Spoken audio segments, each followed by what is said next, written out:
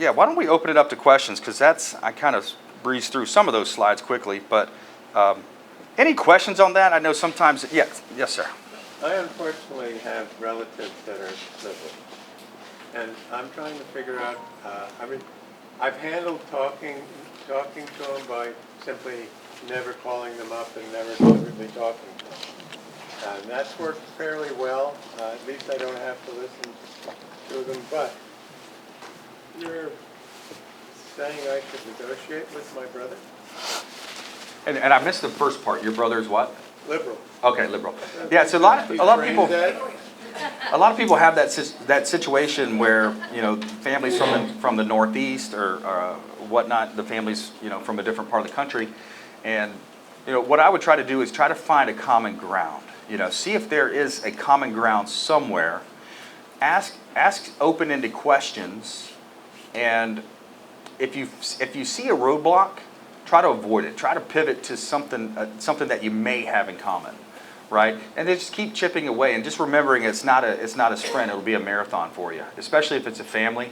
You know, because most people are going to be, depending on the age too, they're going to be dug into their values to a certain extent. But you could also say something to the scenario of, like, you know, for example, I've heard it said, like, you know, JFK, for example, if he were a Democrat back in the day, but today he would be considered a centrist, if not a Republican, right? Yeah. You know, like these are the Democratic Party of yesterday is not the Democratic Party today. I mean, you guys know. I mean, it's globalist, it's elitist, there's a lot of things happening there. So I would just try to figure out a common ground, and then use some of those mirrors. Start practicing, you know, mirrors and labels. You know, when you're talking to people, just repeating the last 1 to 3 words of what that person said. Okay. Yes, ma'am. You talked about how smiling is important. Do you think that masking people have a strategy to make you less able to negotiate? Right. Yeah, I agree. Yeah, it's that was totally, you know, it's un-American to do what we did. It was just very frustrating. It takes away the human element of life. I heard also that it would probably help their cameras that are on the corners, you know, all the different cameras with their recognition of the eyes, because now you're eliminating the mouth and the nose. So there's probably potential something there behind that. But yeah, that's sad. It's sad that we went through that, and our kids are still going through that. That's what's really frustrating. Yeah. So. Who would like the microphone next? Smile. So when is it time to walk away from negotiation? When is it? Yeah. When you win, let's say you don't win. Yeah.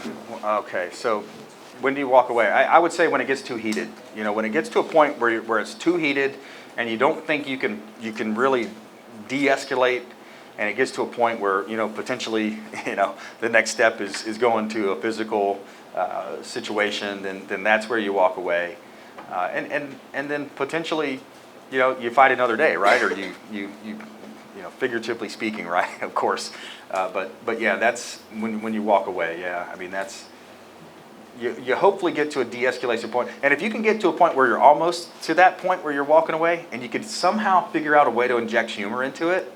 Have you seen that happen? I mean, you've seen that happen before. Just something funny, just something that could be thrown into the mix. I think that will go a long way. Yeah. Yeah. So, all right. Yes, sir. You know, I've used walk away as a tactic, obviously, in negotiating purchase of an automobile or something else. Right. So that was another thing that I was thinking when he said when you use walk away. Right. If the person really wants to make the deal, they're going to come around. Yes. You know, so it's to me, maybe you use it as a tell to see where they are. I like that. I mean, that could be a strategy. That definitely, you know, our president used to use that strategy, I hear, and that's the walk away strategy is one where if you look at the leverage, right? You hear about going to buy a car at the end of the month, they got to hit the quota, right? So if you go in on the 30th, 29th, and then you walk away and, you know, you leave your card or your number, hey, you know, if you decide, you call me. You know, if you change your mind, you call me. That's, you always think about where's the leverage at. right? You want to think the three different types of leverage, who has it. And the leverage, by the way, is going to be fluid. In a lot of negotiations, it'll be fluid. It'll change from one party to the next. Oh, we just did inspections, now we see this, or those types of things. So leverage will change throughout the process, but yeah, that's a good one, walking away. Yeah, because they want to sell the vehicle, and you're like, hey, I'll just buy it next month. I'm not in a rush, right? That's the same thing with real estate. People get in real estate problems when they got to sell quickly, when they have to sell quickly. So that's the same thing. That's a good point. Good question. That's great. Awesome. All righty. Well, seems You like smile so much and we're so Thank you. smart. Thank you. I appreciate it. Thank you so much. Brandon, we appreciate it. We appreciate My you coming pleasure. tonight. Learned a lot, made a lot of notes. Probably won't be able to read them tomorrow, but that's My pleasure. Thanks for having me.